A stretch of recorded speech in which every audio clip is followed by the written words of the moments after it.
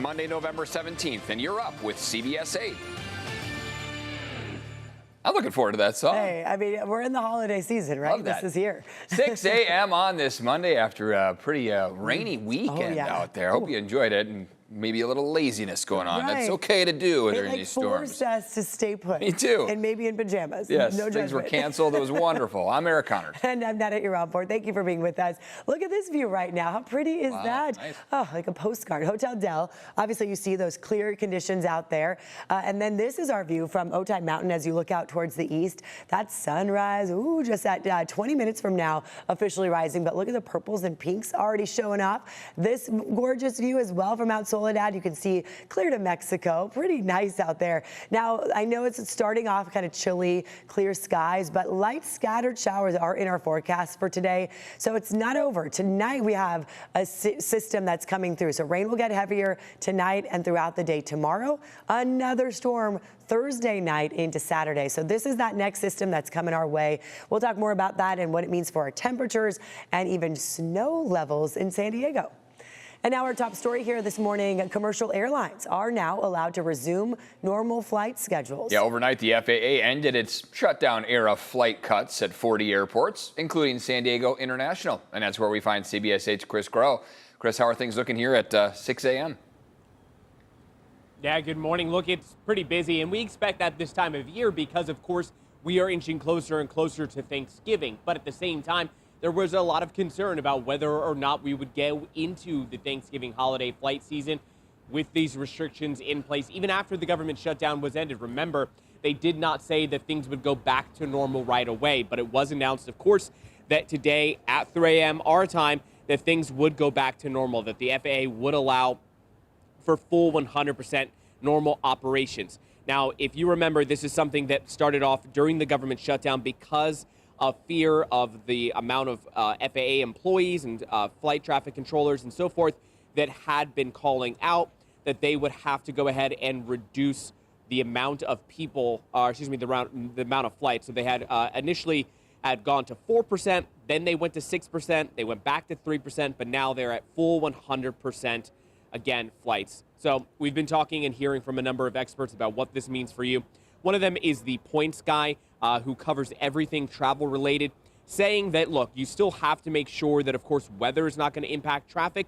But at the same time, it does appear that we're set for smooth sailing when it comes to what air traffic can control.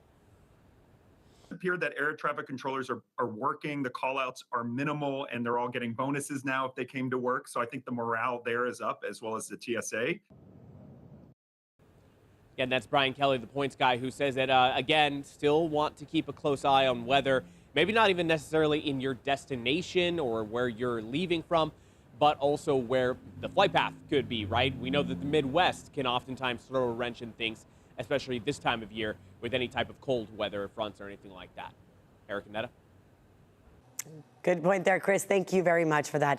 More than 37,000 unionized UC service and patient care technical workers are on strike this morning. They will hold demonstrations today and tomorrow at the UC San Diego Medical Centers in Hillcrest and in La Jolla. You're looking at video of the same union and another striking back in February. The union is called AFSCME. It's holding the strike at 18 locations all around California, citing the university's failure to settle a contract addressing the cost of living. The University of California says these workers received a 5% raise in July and that they've made significant wage increase proposals. UC says they are, quote, committed to working towards a fair and sustainable agreement. Meantime, the University of California reached a tentative deal with the union representing more than 25,000 nurses. California Nurses Association, National Nurses United, has been bargaining for a new contract since June. They're pushing for better staffing and safeguards on artificial intelligence. Workers are voting on that contract proposal later this week.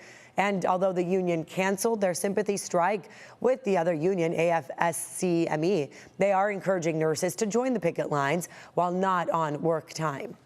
Another inmate has died in the custody of the San Diego County Sheriff's Office.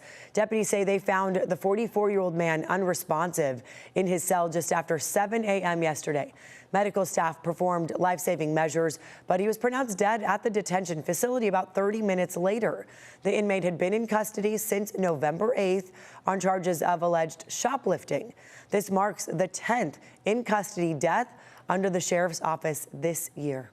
This morning, 4 people are dead and 5 others are hurt after a Ponga capsized off Imperial Beach. The Coast Guard has ended its search for survivors. Officials are calling it a suspected migrant smuggling boat. It happened early Saturday morning south of the pier near South Seacoast Drive and Encanto Avenue.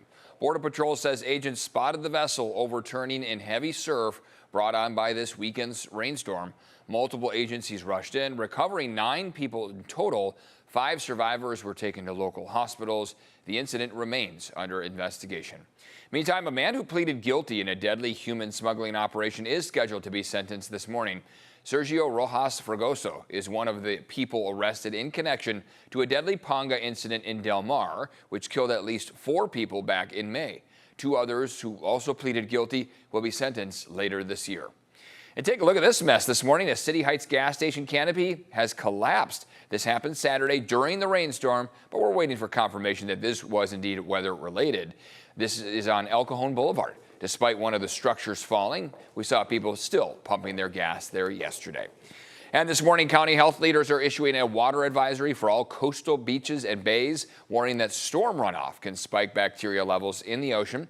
Because of the contamination risks, swimmers, surfers, and divers should stay out of the water for at least 72 hours after the storm. And with more rain on the way, this advisory will likely be extended. After getting soaked on Saturday, many were eager to get back outside and enjoy a little fun outdoors. Yesterday's sunshine brought back customers to businesses along the Mission Beach Boardwalk. A big change from the rain, which kept people away on Saturday. Those working at shops along the boardwalk share they still had to take some precautions on Sunday. We need to worry about flooding with those guys, and there's a basement underneath too. So last year when the king tides came in, we had to like sandbag everything off and just cross our fingers. Yeah, the storm coming this week won't drop as much rain as the last one, but with the ground already saturated, of course, everyone's got to be careful. We still could see some flooding. So yeah, we're not done yet. The last storm left a pretty big mark there based on your totals, right? I mean, these numbers are wild for San Diego. Yeah, the potential for record breakers all around. Look at Fallbrook, 3.3 inches, 2.6 in Oceanside. So a lot of North County. You took on the brunt of this. Carlsbad over 2 inches, 1 1/4 in Encinitas, downtown almost 1.5 inches of rain Friday through Sunday.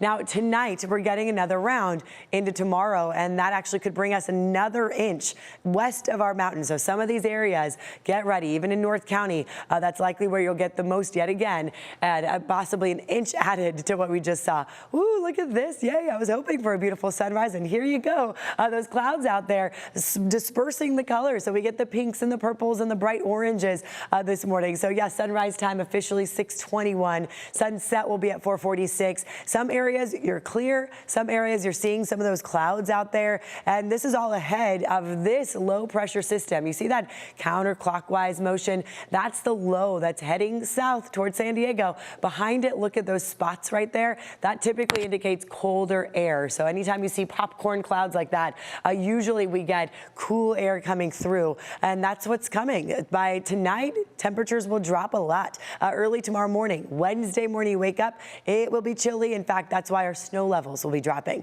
So let's take you through this forecast radar model here, showing that it's pretty dry throughout the morning, midday today, and 7:30, 8 o'clock tonight. North County, get ready. You'll see that first line, and it'll stay pretty heavy all the way through about midnight, 1, 2 in the morning, as you see that heavier rainfall pushing in into Tuesday. Kind of scattered, spotty, but still heavy cells that are going to be coming through. We'll talk more about those temperatures and then the next system that's coming here Thursday night in just a few minutes. minutes. But for now, looking out at the roads, as Eric mentioned, it will be likely wet in some spots. The lighter activity out there hopefully won't disrupt your commute too much since we're not quite getting it yet. But as far as any incidents, I don't see any crashes for now, so that's good news. There might be some fog in parts of Ramona if you're headed up into those higher elevations. This is all I see right now. The exit ramp 8 westbound to the 163 northbound is blocked due to some sort of an event. So just a heads up, if you're headed that way, you'll have to take a different route. But that's kind of it. So for now, thankfully, fingers crossed that things stay calm on the roads.